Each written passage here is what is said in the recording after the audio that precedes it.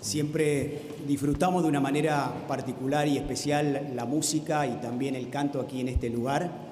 Los entendidos del mundo de la cultura de la ciudad dicen que probablemente esta es la iglesia que tiene la mejor acústica de Buenos Aires y otros dicen la mejor acústica del país. Así que siempre cuando de alguna manera empiezan a sonar los instrumentos y empiezan a escucharse nuestras voces, es como que de alguna manera disfrutamos muy profundamente y muy particularmente este tiempo y este momento. Permítanme compartirles que siempre, todos los domingos que caen 30 de noviembre o si no el domingo anterior, de alguna manera celebramos el Día de San Andrés y habitualmente tenemos un servicio específicamente dedicado al Día de San Andrés. Este, como dijimos en algún momento y lo quiero repetir, es un servicio muy especial porque comienza con el preludio y recién va a terminar cuando estemos allí frente a la fachada de Perú 352. Así que el servicio es como un continuo. Pero hemos escogido justamente este día muy significativo, muy importante para nosotros, para de alguna manera llevar a cabo la reinauguración de la fachada. Entonces yo quisiera, en este domingo a la mañana y en esta reflexión, en esta meditación, contestar dos preguntas. Una pregunta es más bien informativa. La segunda plantea un desafío personal, individual, no solamente a aquellas personas que tienen algo que ver con la comunidad de San Andrés, sino fundamentalmente a todos aquellos ciudadanos y habitantes de este país. Así que la primera pregunta que yo quisiera contestar es, ¿por qué nos llamamos San Andrés? Y quiero contarles un poquitito, brevemente, la historia. Se dice que aproximadamente hace unos 8.000 años atrás, un primer grupo de personas comenzaron a aparecer en lo que hoy se conoce como Escocia. Pero es recién en el año 1500 a.C., 500 a.C., donde se pueden comprobar determinados asentamientos de personas específicamente dedicadas a la agricultura.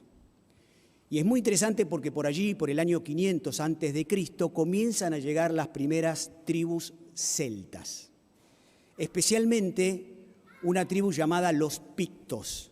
La palabra pictos significa hombre pintado. Y se llamaban de esta manera porque habitualmente tenían la costumbre de pintarse todos de azules. Cuenta la historia también que en el año 82 a.C. llega a lo que hoy es Gran Bretaña el Imperio Romano y empieza a conquistar territorio hasta que se encuentra con los pictos, quienes le resultan realmente inconquistables. Algo similar pasa en el norte de Europa con los astures, que hoy habitan la región de Asturias. Y por lo tanto los romanos nunca pueden conquistar a estos pueblos celtas que se habían ya establecido. Sigue contando la historia que por allí, por el año 1517, se produce una reforma dentro de la iglesia de ese tiempo y de ese momento. Eran personas que integraban la propia iglesia que producen esta reforma. 1517, Martín Lutero. Después aparecen otros reformadores como Juan Calvino y John Knox, un escocés que vive esta experiencia de reforma cuando llega a Escocia. Él lo que hace es plantar la iglesia reformada escocesa, que paradójicamente toma el nombre de presbiteriana por su sistema de gobierno y no por su teología.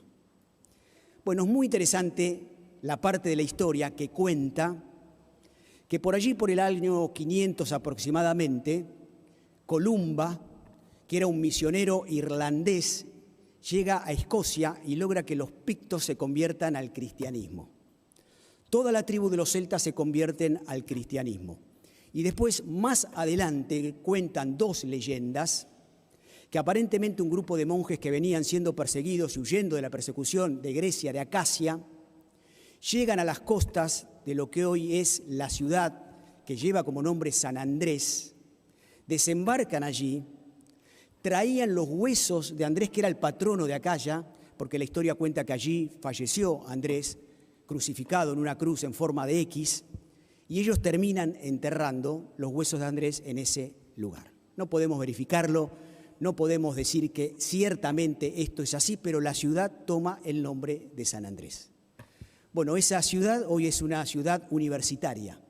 Tiene 5.000 estudiantes, 7.000 habitantes, la mayoría de ellos sirve a toda la comunidad universitaria ahí en ese lugar. Una universidad muy prestigiosa, siempre me gusta decir tan prestigiosa como la Universidad San Andrés de Argentina, pero un poquito más antigua. Este año está cumpliendo 709 años la Universidad San Andrés de Escocia. Entonces, de alguna manera, los colonos que vienen aquí a la Argentina en el año 1825 son colonos que, por un lado, traen mucha esperanza, por un lado, traen un espíritu enorme de querer avanzar, de querer progresar, de poder encontrar lo que no encontraban en su tierra y en su tiempo, pero también traen un sentido de misión muy profundo. Y a partir de esta comunidad van surgiendo diferentes comunidades, diferentes instituciones que componen lo que hoy llamamos nosotros la Comunidad Ampliada San Andrés. Por eso nos llamamos San Andrés en principio, porque tiene que ver con ese origen. Argentina, siempre me gusta decir, es un país cosmopolita. A medida que personas de diferentes lugares venían y se sumaban a los locales, justamente el país iba adquiriendo esa riqueza de lo diverso, de lo plural. Llegan los conquistadores españoles y traen su fe. Vienen con la fe de la Iglesia Católica Apostólica Romana. Vienen los ingleses y traen la fe anglicana. Vienen los presbiterianos y traen la escocesa. Vienen los alemanes y traen la luterana. Vienen los suizos, vienen los holandeses y traen la fe de la Iglesia Reformada. Y después hay personas que no tienen fe en ninguna. Y de alguna manera todos nosotros podemos darle forma a este país que es un mosaico. Pero tenemos el gran desafío de que ese mosaico sea un mosaico unido, que a pesar de la diversidad podamos ser uno. Contesté la primera pregunta. Ahora quiero contestar la segunda pregunta. Y la segunda pregunta es, ¿qué implica llamarnos San Andrés en este día y en este tiempo? Y alguien puede decir, pero yo no tengo nada que ver con la comunidad San Andrés, por lo tanto esta parte de la reflexión a mí no me alcanza, a mí no me sirve. Bueno, déjenme decirles que creo que sí. Creo que esta reflexión tiene mucho que ver con lo que el país está viviendo, con lo que nuestros países están viviendo. Estoy hablando a toda esta comunidad multicultural. Y de alguna manera nosotros tenemos que traer un mensaje de esperanza y un mensaje alternativo. No solamente tenemos que hacer diagnósticos, sino que tenemos que mostrar caminos de salida. Entonces quiero hablarles un poquitito de Andrés. ¿Quién era Andrés? Bueno, Andrés fue uno de los 12 discípulos, los 12 apóstoles de Jesús. Es muy interesante porque en el Nuevo Testamento Andrés aparece mencionado solamente 12 veces. En 9 de esas veces aparece en una lista. Mayoritariamente aparece segundo, tercero. Muchas veces cuando se habla de Andrés, se menciona a continuación a Andrés, el hermano de Pedro. Parece que su personalidad era tan poco relevante y tan poco significante que había que darle fuerza con otro personaje más conocido, más importante y más valioso, que era Pedro. Solamente en 3 pasajes se cuentan cosas de Andrés que nos permiten entender profundamente el carácter de este hombre, carácter bastante ausente en la sociedad de hoy. Entonces, el primer pasaje tiene que ver con lo que leyó en primer momento Gaby. Ese pasaje nos cuenta que Andrés, evidentemente, era una persona que tenía inquietudes espirituales, pero además le daba a la dimensión espiritual un espacio importante en su vida. Él era en realidad seguidor o discípulo de un personaje llamado Juan el Bautista, un judío muy referente en ese tiempo y en su época, pero justamente estaban esperando a otro judío referente que iba a venir, que no conocían, y ese judío referente era Jesús. De hecho, cuando Juan el Bautista lo ve, le dice a sus seguidores, no me tienen que seguir a mí, lo tienen que seguir a él. Y entonces es muy interesante porque Andrés, que era una persona que permanentemente estaba buscando sentido, propósito en su vida, que le daba a la espiritualidad un lugar importante y un lugar central, lo sigue a Jesús, cuenta el pasaje que leímos. Y dice que finalmente, después de esa experiencia, se queda permanentemente con él. Así que la primera característica que yo veo ausente un poco en la sociedad de hoy es que muchas veces hablamos de que somos seres integrales y hablamos de la importancia del cuerpo, de la importancia de la mente, del intelecto, de las emociones, de la importancia de todo lo que tiene que ver con lo relacional, pero nos estamos olvidando de lo más importante que le da sustento a todo lo demás, que es lo espiritual. Así que lo primero que nos dice Andrés en esta mañana es: no podemos desconocer la importancia de la espiritualidad en la vida de las personas. Pero además es muy interesante lo que sucede en ese pasaje que ya leímos, porque resulta que Andrés, a quien todos conocían como el hermano de Pedro, por primera vez tiene la posibilidad de vivir una experiencia propia, que le pertenece, importante. Quizás para un judío de ese tiempo, la experiencia más importante que podía buscar, que era encontrarse con Jesús, encontrarse con ese Mesías prometido. Y Andrés podría haber dicho: esto me lo guardo para mí. A partir de hoy nunca más me van a reconocer como Andrés, el hermano de Pedro. ¿Vieron? Los que tienen hermanos mayores a veces han sentido esto, ¿no? Que los nombran y para referenciarlos siempre hablan del hermano mayor. Sin embargo, cuenta esa historia que lo primero que hace Andrés es ir a buscar a Pedro y contarle lo que a él le había pasado. Lo primero que hace es ir a compartirle a Pedro lo importante que él había encontrado. Y uno destaca, hay una segunda característica muy importante de Andrés. Andrés no era una persona egoísta. Es interesante, no sé si ustedes se acuerdan, cuando Mandela, allí en Sudáfrica, sube al poder, se ve mucho, esto se lee en el libro y también se ve en la película, inmediatamente cuando él es nombrado presidente y ordenado para llevar adelante su gestión, inmediatamente se acercan sus amigos, aquellos que lo habían acompañado durante 15 años de cárcel, aquellos que lo habían acompañado también en su juventud, y le dicen a Mandela y lo presionan: llegó el momento de pensar en nosotros, llegó el momento de hacer la nuestra, llegó el momento de alguna manera de hacer venganza. Y entonces Mandela reflexiona lo que todos sus amigos le están diciendo y dice lo siguiente: pensar egoístamente no le sirve a la nación. Así que fíjense ustedes cómo la figura de Andrés nos está diciendo: tenemos que ir por este camino, tenemos que dejar el egoísmo de lado. No podemos solamente pensar en nuestra gente, en los que piensan como nosotros, en los que creen lo que nosotros creemos. Tenemos que dejar el egoísmo de lado. Aparece después Andrés en un segundo pasaje. Este pasaje muchos de ustedes seguramente lo deben recordar. Está en el Evangelio de Juan. Leímos Evangelio de Juan capítulo 1, pero esto está en el Evangelio de Juan capítulo 6. Resulta que Jesús le está enseñando a una cantidad enorme de gente. De repente se hace muy tarde y a Jesús le da compasión la gente que allí ha estado escuchándolo, muchos de ellos gente muy humilde, muy pobre, y Jesús le plantea a sus discípulos: no los podemos despachar sin nada. Y le dice a uno de los discípulos, que se llamaba Felipe, a ver cómo le solucionamos el problema a esta gente. Ese discípulo era Felipe. Y Felipe saca la calculadora y empieza a hacer cálculos. Y dice: imposible, nosotros no le podemos dar de comer a tanta gente. Se calcula que había solamente 5.000 hombres, más mujeres y más niños. Y de repente aparece Andrés, con un adolescente, con un jovencito, que solamente tenía 5 panes y 2 peces. Para él aparentemente no había imposibles y se lo presenta a Jesús. Y Jesús a partir de allí hace el milagro de la multiplicación. Ustedes conocen la historia. Pero a mí me impacta profundamente este pasaje porque revela una característica más de Andrés. Y era que no solamente se preocupaba por los suyos, por los propios, por su familia, por sus amigos, por los que estaban cerca de él, sino que también se preocupaba por los otros. Era tan fuerte esta responsabilidad que él sentía por los demás, que frente a la imposibilidad de darle de comer a tanta gente, dice: yo tengo que hacer algo, voy a hacer lo que a mí me corresponde hacer, voy a hacer lo que yo debo hacer, el resto lo dejo en las manos de Dios. Pero lo que más me impresiona de esto es que de alguna manera Andrés nos está dando un mensaje muy fuerte a todos nosotros, que de alguna manera hemos ido licuando nuestra identidad.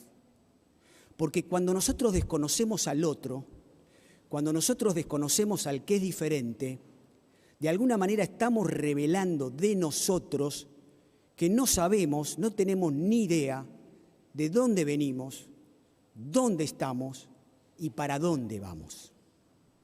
Cuando nosotros no entendemos la importancia de la diversidad y cómo la diversidad y el pluralismo enriquece, tenemos un problema profundo de identidad. Y mucho más si nosotros decimos, proclamamos, clamamos, comunicamos permanentemente que somos personas de fe. Una persona de fe entiende la realidad de la diversidad, la comprende y de alguna manera le da la bienvenida permanentemente. Esta fue la experiencia de Andrés. Qué enorme desafío que tenemos nosotros en este país, donde por el solo hecho de que alguien piense distinto a mí, no importa de qué estemos hablando, esa persona se transforma en mi enemigo. Pero va más allá, Andrés, va todavía mucho más allá, porque en el capítulo 12 aparece por última vez una escena, una historia que tiene que ver con Andrés, y cuenta que unos griegos lo vienen a ver a Jesús. Y en ese momento los griegos estaban peleados, enemistados con los judíos. Entonces este personaje, que ya apareció, que era Felipe, cuando le dicen hay unos griegos que quieren ver a Jesús, Felipe dice, yo no tengo nada que ver con esto, ¿no? Y desaparece, y se desentiende, y se borra. ¿Quién aparece? Andrés. Dice, ¿griegos están enemistados con nosotros? ¡Qué excelente oportunidad! Y va y les presenta a Jesús. Esto ya excede absolutamente todo límite, porque lo que está diciéndonos Andrés a nosotros en este tiempo y en esta época es que con aquellas personas que tenemos las más grandes diferencias, tenemos la posibilidad aún de hacer cosas juntos. Hace un tiempo un rabino decía, seamos diferentes, pero no seamos dispersos. Y a mí siempre me gusta decir, la humildad nos hace chiquititos, pero también achica las diferencias.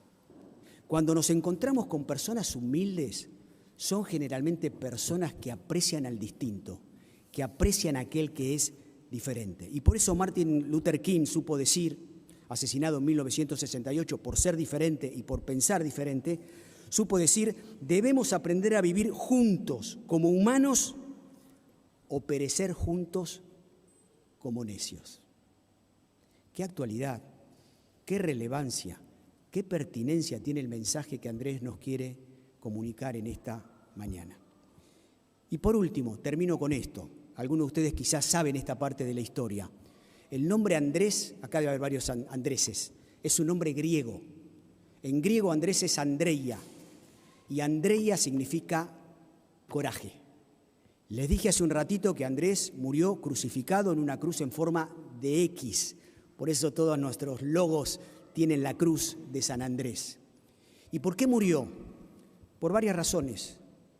Porque estuvo dispuesto a sostener sus verdades, sus principios, sus valores, sin despreciar las verdades, los principios y los valores de otros, pero estando dispuesto a entregar absolutamente todo por lo propio. Y si hay algo que se necesita en la Argentina de hoy y en todos los países aquí representados, es justamente tener coraje. Tener coraje para defender nuestros principios. Concluyo con este pensamiento. Uno se pregunta, qué raro que Jesús eligió primero, entre todos sus apóstoles, entre todos sus discípulos, a Andrés. Podría haber elegido, era el más conocido, era el más famoso, era quien ostentaba realmente el liderazgo entre los discípulos. O podría haber elegido a Juan, era el amigo íntimo de él, el mejor amigo. Lo podría haber elegido justamente a Juan, sabiendo que era su mejor amigo. O podría haber elegido a Jacobo, era el más estable, el más equilibrado, el más sano emocionalmente. Sin embargo, lo eligió Andrés. Y la pregunta es, ¿y por qué lo eligió Andrés? Solamente Jesús le dio un lugar de relevancia y de importancia. El resto parece que lo valoró muy poco, porque el mensaje de Jesús en aquel tiempo y en esta época es el siguiente: solamente pueden aportar valor, o necesariamente deben aportar valor, solamente de alguna manera pueden ser verdaderos agentes de transformación, agentes de cambio, solamente pueden tener una mirada distinta y diferente aquellos que reúnen estos requisitos. Le dan a la espiritualidad un lugar central en sus vidas, no son egoístas, no piensan exclusivamente en ellos mismos o en los suyos, sino también en los otros, en aquellos que están cerca y aún en aquellos que están lejos y aún en aquellos que son totalmente diferentes a mí. Y finalmente necesitan coraje, porque para hacer esto en la Argentina de hoy y en los países aquí representados hoy se necesita mucho, pero mucho coraje. Por eso Jesús lo eligió primero a Andrés. Que en esta mañana realmente podamos apropiarnos de este desafío, ya sea que seamos parte de la comunidad de fe, Iglesia Presbiteriana San Andrés, o seamos parte de la comunidad ampliada San Andrés, o seamos parte de la comunidad a la cual nos encanta servir, con la cual nos encanta compartir. Hoy de alguna manera vamos a dar testimonio justamente de eso, para que todos nosotros podamos realmente enriquecer a los países aquí representados en este tiempo, en este momento y en estas circunstancias. Que así sea. Amén.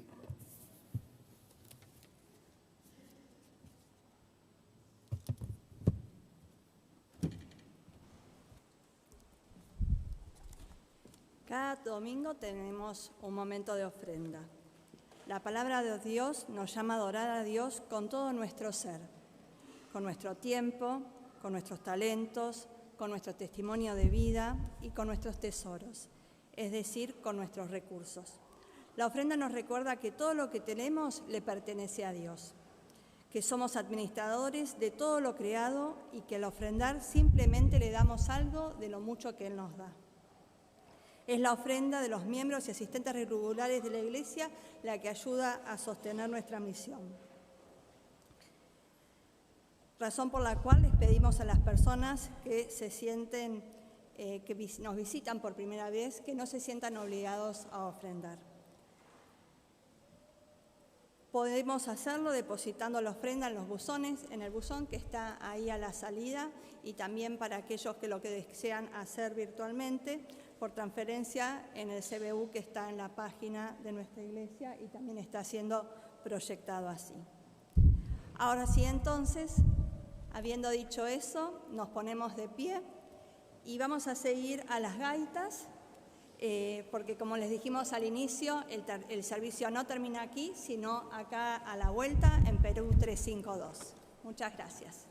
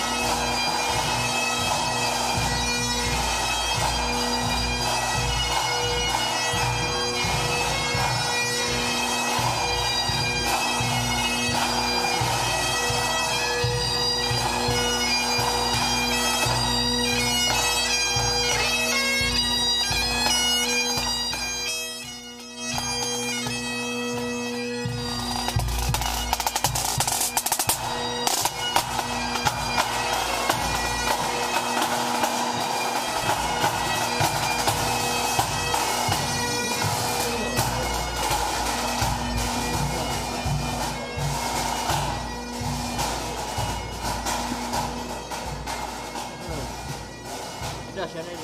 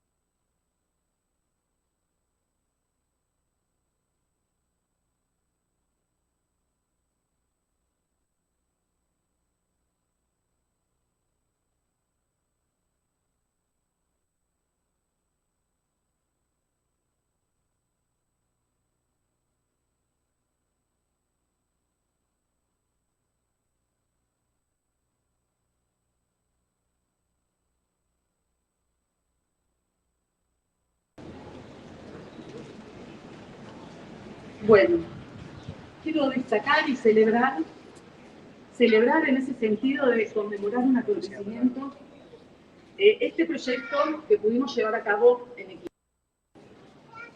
Fue el encuentro de dos instituciones con necesidades propias y que cada una de ellas pudo cubrir. El Espacio Cultural San Andrés con la necesidad e interés de sanar y de invertir en su fachada histórica, muy particular, por cierto. Y la Escuela Taller de poner en práctica todo lo que se aprende en los talleres, en una obra que iniciaron y realizaron dentro de los parámetros de protocolo de una intervención conservativa y restaurativa, experimentando seriamente todos estos pasos. Para mí la sinergia creada vino casi por medio de la voluntad y el buen ejercicio del bien. La virtud del entender sobre el patrimonio y la convicción de estudiar para ello hicieron de este proyecto una realidad. Particularmente, el trabajo de conservación y de restauración es un trabajo en conjunto. No podríamos trabajar solos. Necesitamos al bioquímico para que nos explique qué materiales, qué características se utilizaron en ese momento. Necesitamos de los hacedores, que día a día saben cómo mezclar, cómo usar una cuchara, cómo manejar un tratacho, cómo poner una regla, cómo utilizar un peine. Todo dicho en pocas palabras sucedió en este trabajo. El llegar y que haya un desayuno para todos era una alegría. Permitir que esta experiencia se celebre hoy y visibilice el trabajo de la Escuela Taller es un orgullo. Una excelente manera de mostrarnos. Además, el cliente está recontento. Para concluir, quiero decir que en cuanto a la restauración y a la conservación, siempre es rentable. Siempre es guardar y cuidar nuestro acervo. Siempre termina bien. Agradezco a Sebastián su interés, su impulso, su respeto y amor por este proyecto. Nunca nos dejamos abatir por los obstáculos, al contrario, siempre soñamos, siempre nos respetamos y siempre actuamos. Muchísimas felicidades y muchísimas gracias.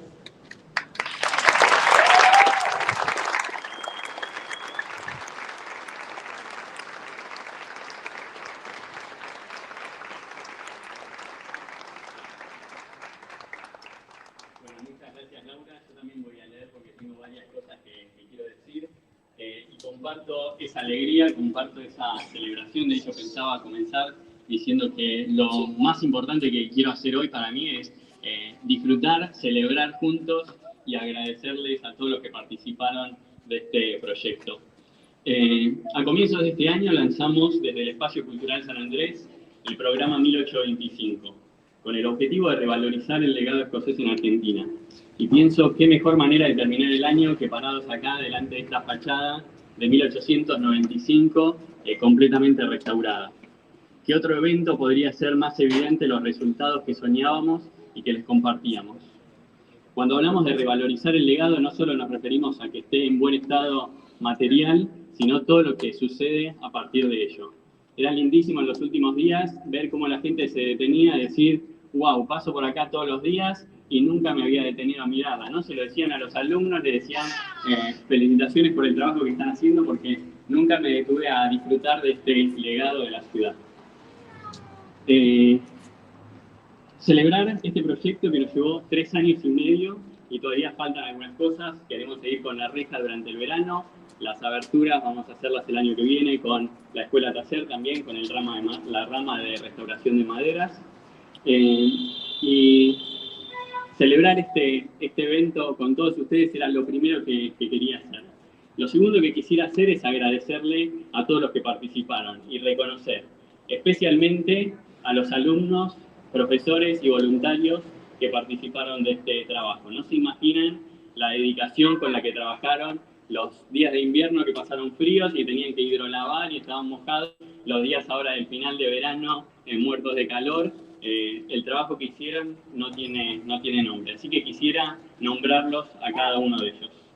Ellos son Virginia González Campo, Carolina Giordano, Lorena Silva, Alberto Lou, Karina Torrico, María del Carmen Montes de Oca, Pamela Castañola, Patricio Gómez Cividanes, Gloria Marone, Soledad Ávila, Cintia Collén, Verónica Orellana, Martín Isern, Alberto González, Gladys Tamís, Teófilo Lescano, Diego Pasos, Rubén Nuremberg y Laura Basterrechea. Si les parece,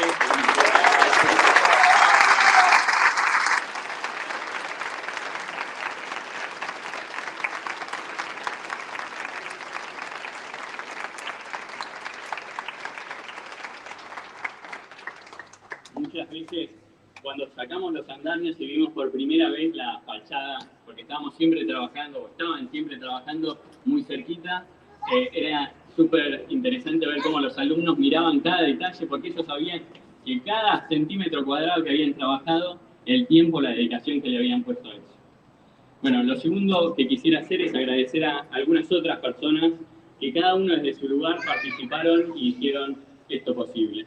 Ellos son la familia Bunge, la familia Armili, Silvia Méndez, Terence Roberts, la familia Padrón, Ivonne Sequera, Karina, Silvana, Marcelo Pasquet, Javier Lobos Tobar, Lucas Rombolá, Adriana Muñelo, Cecilia Cray, Estefanía Flores Bernal y a toda la Iglesia Presbiteriana San Andrés por la confianza y apoyo permanente.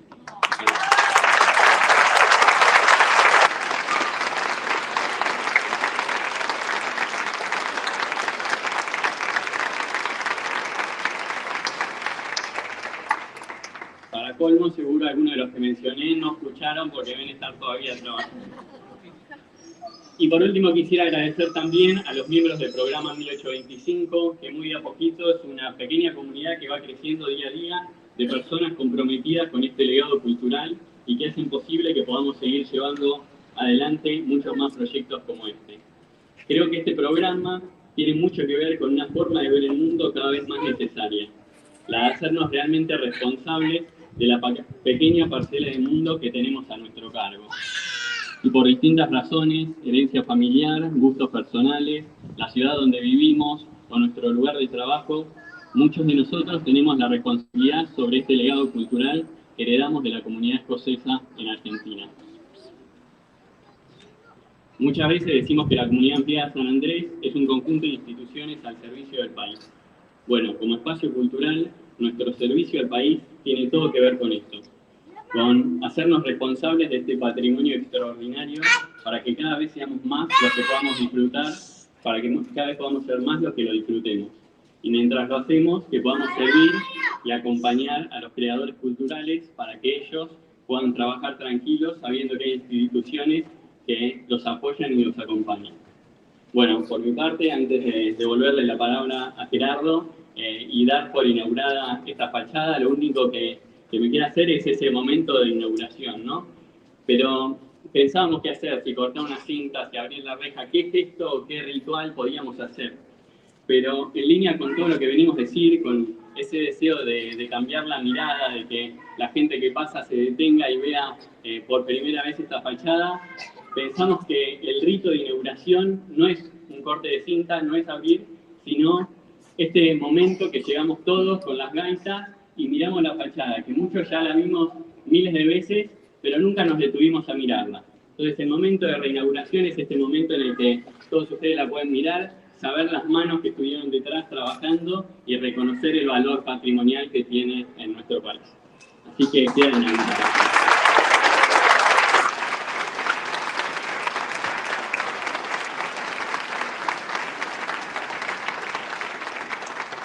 Permítanme terminar con una breve reflexión final. Ustedes se habrán dado cuenta, seguramente los que fueron siguiendo con mucha atención desde el principio todo lo que fuimos diciendo, que lo que hoy vivimos es mucho más que un servicio religioso. Va mucho más allá, va mucho más lejos. Yo quisiera terminar solamente contándoles una breve historia que me parece que tiene mucho que ver con lo que hemos vivido, con lo que estamos viviendo y con lo que vamos a vivir. En el año 597 a.C., Nabucodonosor, el emperador del Imperio Babilónico, tomó la ciudad de Jerusalén, la saqueó y se llevó a 10.000 cautivos de allí a Babilonia. Yo quisiera que por un momento tengamos la capacidad de ponernos en los zapatos de estas personas que vivieron esta experiencia. De repente se sintieron en un país extranjero, en un país extraño, sabiendo que probablemente nunca iban a poder ver realizado sus sueños. Y es muy interesante porque la historia cuenta que como producto de esa experiencia y de esa sensación, muchos se desenchufaron, muchos se desengancharon de la experiencia que estaban viviendo. Otros, de alguna manera, experimentaron una indiferencia total por las cosas que sucedían alrededor de ellos. Y otros, en una actitud de soberbia, empezaron a quejarse absolutamente por todo. La queja es una señal de soberbia. Y entonces de repente un profeta del pueblo de Israel, el profeta Jeremías, toma la decisión de decirles algo.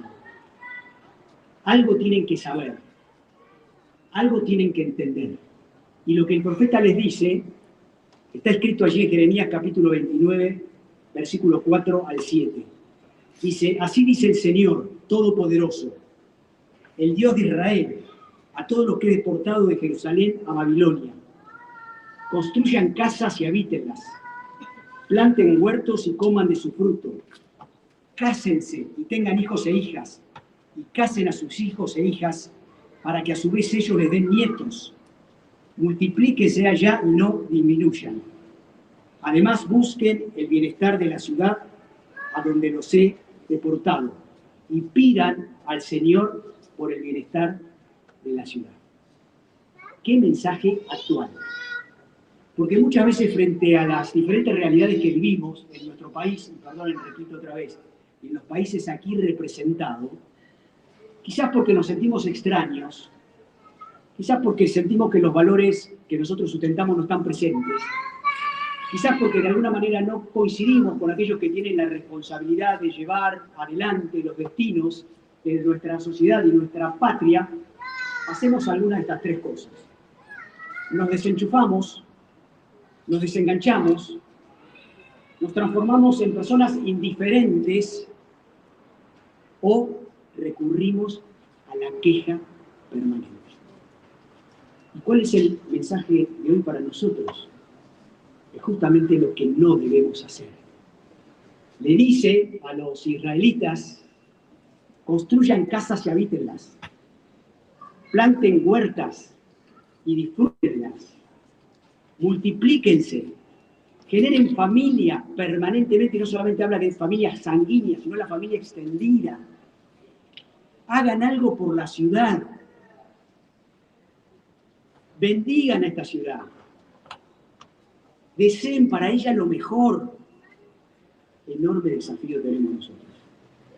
Porque somos habitantes de esta tierra, porque somos ciudadanos, porque seguimos una vocación determinada, porque tenemos una profesión determinada, porque lideramos, porque gobernamos, porque tomamos decisiones permanentemente, porque trabajamos, porque estudiamos.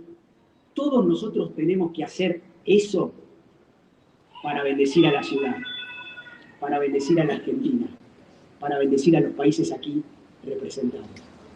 Me encantó lo que compartió Laura, porque justamente este trabajo de restauración es una manera, una forma de bendecir. ¿Saben una cosa? Uno no puede influenciar a lo que no ama. Si nosotros realmente queremos, cada uno desde nuestro lugar, desde nuestra vocación, desde nuestro llamado, hacer algo por nuestro país o por nuestros países, lo primero que tenemos que hacer es amarlo. Amemos a este país. Enchufémonos desde nuestro espacio, de nuestro lugar, de nuestra tarea, de nuestro llamado. No seamos indiferentes a todas aquellas cosas que nos duelen, que nos lastiman, o que le duelen y le lastiman a otros. Hagamos algo con eso. Y por sobre todas las cosas, dejemos de quejarnos. Dejemos de quejarnos. Si frente a un problema usted no aporta soluciones, es porque usted es parte del problema. Que realmente podamos en este tiempo, en esta época, y un poco alrededor de lo que vivimos aquí en este lugar, salir con este mandato, salir con este desafío. Y me gustaría terminar con una bendición final. Hay una de las bendiciones que más nos gustan a nosotros, que dice lo siguiente. Me gustaría que sea abarcativa para todas las personas, también para nuestra ciudad, para nuestro país y para todos los países aquí representados. Que la paz de Dios, que la paz de Dios. En español, para la palabra paz, tenemos una sola palabra, paz. Y significa evitar el conflicto, eliminar el conflicto. Los griegos tienen otra palabra que se llama Irene, tiene mucho que ver con los vínculos. Los judíos tienen otra palabra, que es shalom, que tiene que ver con la búsqueda permanente de la armonía. Todos los que estamos aquí podemos colaborar con la armonía. Algunos buscando la armonía del ser humano con Dios, con lo espiritual. Otros buscando la armonía con nuestro prójimo, con los otros, con los que son distintos, con los que son diferentes, con los que piensan distintos y diferentes. Otros buscando la armonía con nuestro hábitat natural, con la naturaleza. Otros buscando la armonía con la cultura. Todos podemos ser agentes de armonía. Que la paz de Dios, que sobrepasa todo entendimiento humano, llene nuestros pensamientos, nuestro intelecto, nuestros corazones, nuestras emociones, en Cristo Jesús, Señor nuestro. Que así sea. Amén. Bien.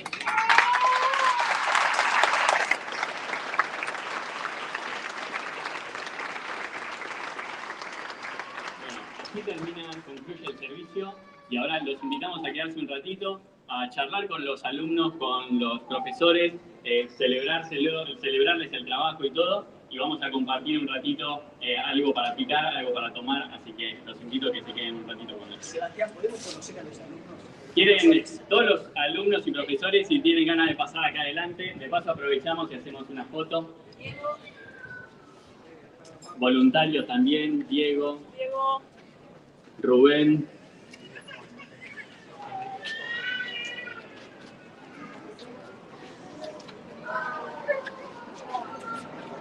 El micrófono lo apaga. El micrófono ya está.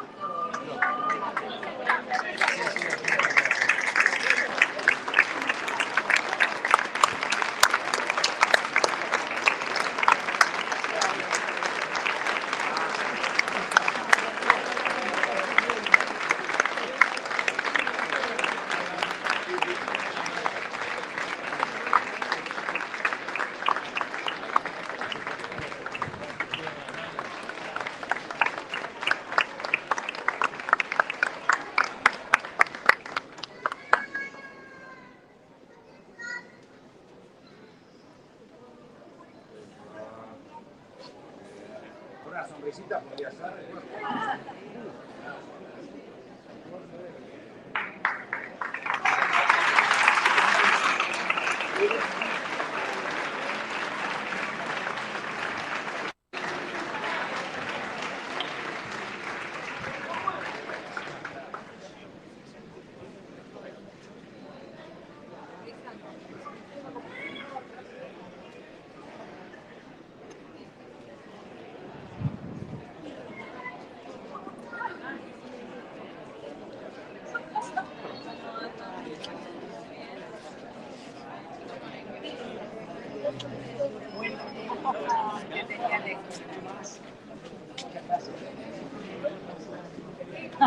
¿Para vos también?